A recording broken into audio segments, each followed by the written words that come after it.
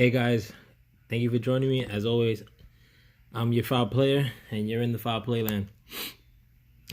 Since I can't go live, I'm doing this video with the I normally do it with like the side of the camera or the side of the phone that you would shoot a selfie with, but I'm actually doing with the proper side today while using what's acting like a mirror to shoot the video. So if my angles might be off, you'll have to forgive me.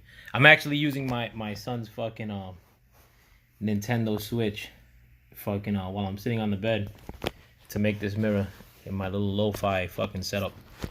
While I'm doing this video. But I'm making sure I was recording. But this video is kind of like to hammer the point of what some of these people that were making these AJ support channels that were going over the top, somewhat Dillian White support, Tyson Fury support, a lot of that stuff. I always had the feeling that it didn't have to do much with any of those fighters, and more so to do with the Deontay Wilder hate.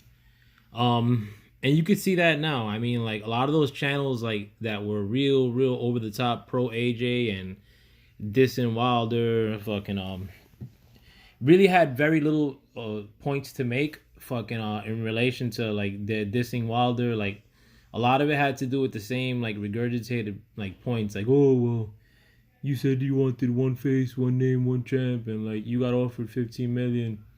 Or oh, you could have took the DAZN deal and it was guaranteed that like it was. But now since AJ is since taking the loss from Andy Ruiz back in June, a lot of those channels, I've made my rounds back around to go peek in on some of those channels and see what kind of content they're doing across the board. All of them, as far as viewership and subscribers, like they've pretty much been decimated. The numbers of views are like significantly down, and their subscribers have since bailed because they tried to pander to European and English fan bases by being way over the top pro AJ channels or anti LDBC or anti Wilder channels. But now that a lot of that stuff can't be you can't really push the whole AJ cart anymore. It's a little bit hard. It's a lot harder to push the pro Tyson Fury cart, or the Dillian White should be getting a fight against Wilder cart. Like, I mean, it just doesn't have the same like oomph to it. And you can't jump on the Andy Ruiz like cart because Andy Ruiz is the one that battered your boyfriend AJ a couple months ago. So it's hard to jump onto that ship like without getting some sort of ire from the people who were once your subscribers. I mean, if I have any advice to give to those channels, I mean, it's more along the lines that those people that were subscribed to you in the past probably ain't even fucking checking for boxing videos anymore, because like they were a lot of them were just there to celebrate AJ, and now that AJ is not undefeated any longer, a lot of that shit went out the windows. Those people are probably like that were once subscribed to you are probably now wallowing away or just enjoying their summer and waiting on the next UK phenomenon to come out of the woodwork. But those things don't happen that often. I mean, that's and this is not me being mean or to the UK, because I have good friends that are from the UK, like my man Lowe's Dawkins, who has a boxing channel. But I just based on logistics, a lot of times when a big time UK phenomenon happens in boxing, it's maybe twice a decade. And there's not one coming down the pipe. I mean, unless AJ goes about recollecting his belts. I mean, which I don't think is gonna happen with the Andy Ruiz rematch if it goes down. But who knows? But with those channels, I mean, like, you know, it's very hard for you to come back into real boxing talk because you were going so over the top in dissing the other person who had like the other belt within the heavyweight division, which was Deontay Wilder. You're not trying to give him any sort of acclaim. Like, I mean, when he's doing things that no other heavyweight has done, or very little heavyweights has done, as far as making defenses of his WBC title. It's very hard to come back into talking real boxing afterwards. So you know, you're stuck in a position, whether unknowingly or knowingly, which I think a lot of you guys did it knowingly, in that you made channels that were just basically Wilder hate channels. And it shouldn't work that way. I mean, like, you know, you should hate on fighters that I mean, I hate on Canelo, I hate on Triple G, I hate on and I don't hate on those fighters. I mean, I hate on like the way they're being maneuvered, or I hate on the fact that those fighters sometimes like find it more comfortable to collect a lot of acclaim, like while taking on substandard or lesser competition. You know, if any, I mean, and honestly, like, to make a channel, or to make a to try to run with the hate of a particular fighter long term, and trying to get that to be like the MO of your channel, how long could that last? Because even if Wilder say did lose, like, I think a lot of your channel's luster like dissipates with them, with that stuff is dependent on Wilder like being on top or being undefeated. You know, because I mean, and that stuff, you know, it's not like the first time this stuff happened. Like when Mayweather was around, you had a lot of channels that would diss Mayweather, or that were like highly pro Pacquiao, and it was a bigger phenomenon than these AJ channels, and those channels are nowhere to be found nowadays.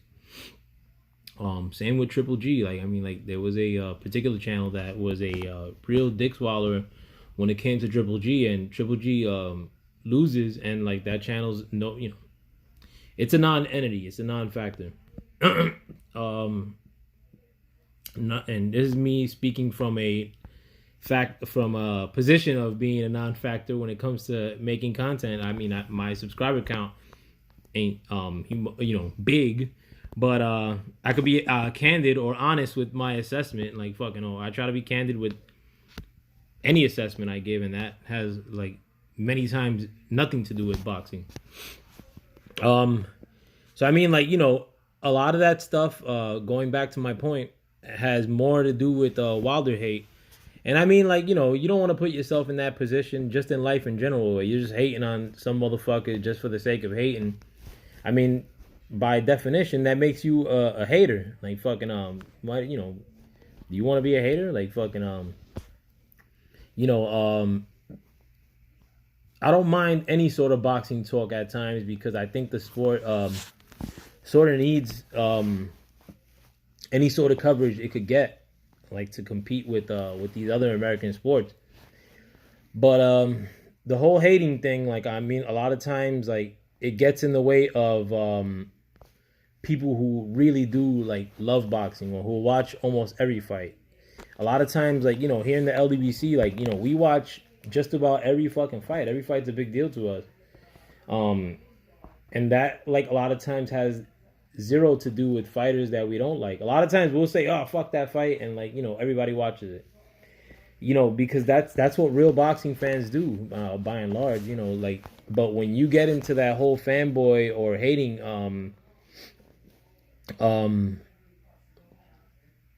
as your base, or as your principal you know, directive for your channel, I mean, that gets in the way of like good boxing talk, or, you know, sometimes it gets in the way of real boxing fans, hardcore boxing fans. You know, at my job, like I'm the hardcore boxing fan for my job, and I'm not saying that I like know even close to what people like Scrapbook Boxing or Kurt Sugar, people that really know their boxing. I know maybe a fifth or a tenth of like what those brothers know with boxing. But at my job total, there's probably, I mean, like, and there's hundreds of people that work at my job. If there's 7 people that watch boxing, like even on a very casual level at my job, that's a lot. There's probably like a total of 5. Um, and they're you know, they don't know who a fighter like Dylan White is. They don't know who a fighter like it's a good example. I mean, they may know who Porter is, but not. I mean, not very much. They don't know who Kell Brook is. They don't know who. I'll give you some American examples. They don't know who Julian J. Rock is. You know, or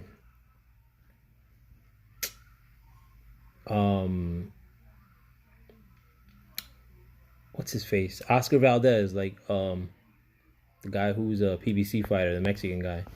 You know, and I'm trying to name like fighters that go across nationality lines just to give an example. But these are people who, you know, sort of watch boxing or who you would consider boxing fans, like and you know, that's who we're depending on as like sort of like our fan, like boxing fan base, because it's a little bit of a dying sport, like a, you know, a sport that doesn't have like the luster of like these other quote unquote major sports. um you know, so when you're trying to tell like people who really are diehard boxing fans, you know, that we're wrong because you don't happen to like this fighter, or because you do happen to love this one particular fighter, and like make these moot unsubstantiated points as to why you hate a fighter, or you um overly love this other fighter. I mean, like that you know, it's gonna cause some ire from people who really do love the sport, or who really are hardcore boxing fans. But that's all. Like, I mean, I hate to be long-winded in these videos, but I wish I could go fucking live, but I'm about to get my laptop here soon. Once I get back from Florida, fucking in a few days, I'm gonna try to go cop that when I get time.